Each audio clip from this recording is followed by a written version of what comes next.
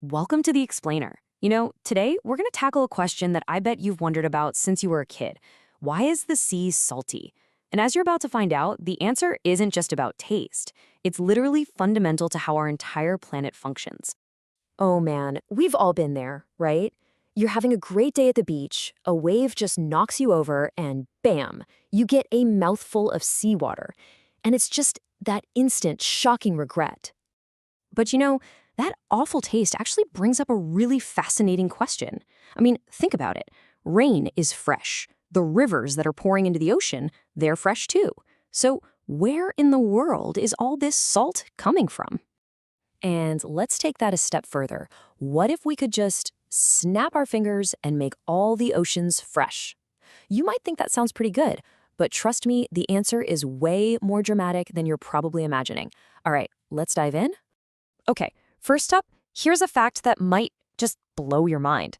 The oceans, they weren't always salty. Nope, not at all. We're talking billions of years ago, when Earth was just getting started. The very first oceans, formed from things like volcanic steam and icy comets, were basically giant pools of pure fresh water. So the big question is, if they started out fresh, how on earth did they get so incredibly salty? Well, believe it or not, the whole journey actually starts way up in the sky. As rain falls, it absorbs carbon dioxide from the atmosphere, and this creates a really mild acid called carbonic acid. So yeah, all rain is naturally just a tiny bit acidic. Okay, so this slightly acidic rain comes down and washes over the land. As it flows over rocks, it slowly erodes them, breaking down minerals and releasing their salts, things like sodium and chlorine. Then rivers and streams act like a huge conveyor belt, carrying all these dissolved salts right out to the ocean. Now, here's the crucial part. The sun evaporates the ocean water to make clouds, but the salt itself doesn't go anywhere. It gets left behind. And when you repeat that process for hundreds of millions of years, well, that salt really starts to add up. And I mean, we are talking about a staggering amount of salt. Get this, if you could somehow pull all the salt out of the oceans and spread it evenly across all the land on Earth, you'd be standing on a layer of salt over 150 meters thick. That is way taller than the Statue of Liberty. Just wow. So this brings up a pretty logical question, doesn't it? If rivers are the ones constantly delivering salt to the ocean, why aren't the rivers themselves salty? The answer really comes down to flow and time. The best way to picture it is to think of rivers as those fast-moving conveyor belts. They're constantly moving, constantly pushing their contents along. The ocean, on the other hand, is the final collection bin at the end of the line. Water arrives, but only the pure H2O evaporates, leaving everything else behind. Yeah, that's a perfect way to think about it. The water in a river is just moving too quickly, and it's constantly being refreshed. There's just no time for the salt to build up and concentrate. All right, now let's get to the really wild part of this whole thing. Let's do a thought experiment. What if, poof, all that salt just vanished? Imagine waking up tomorrow and every ocean on Earth is completely fresh.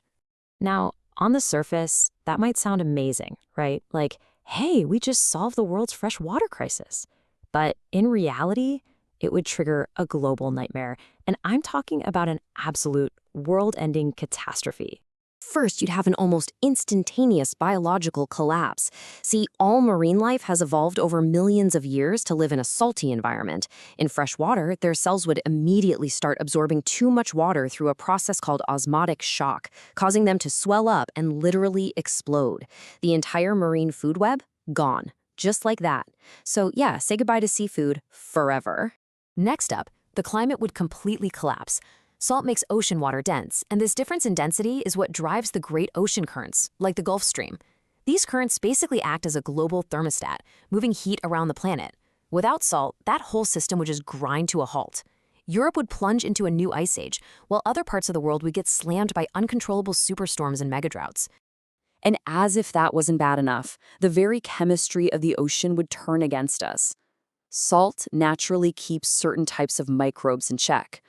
Without it, you'd see these massive, unstoppable blooms of toxic algae. The world's oceans would literally transform into a vast, slimy, poisonous green swamp. So this all brings up one last, really important question. If rivers are always dumping more salt into the sea, why doesn't the ocean just get saltier and saltier until nothing can survive? Well, the reason is pretty incredible. The ocean isn't just a passive bucket collecting salt. It's an active, brilliant, self-regulating system. It has its own built-in checks and balances that keep its salt levels remarkably stable. So how does it do it? Well, there are a few natural processes that work together to take salt out of the water. Some of it sinks and forms these huge deposits on the seafloor.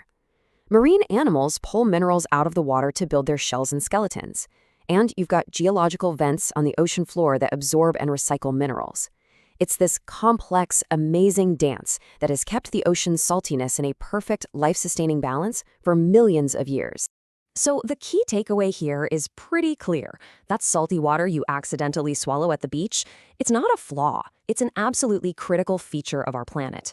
A freshwater ocean, far from being a dream solution, is really just a recipe for a terrifying nightmare. So that leaves us with a final thought, doesn't it? Knowing what you know now, that the salt in the sea is essential for our climate, our food chain, and the very stability of our world, if you had the power, is a salt-free ocean something you'd ever actually wish for?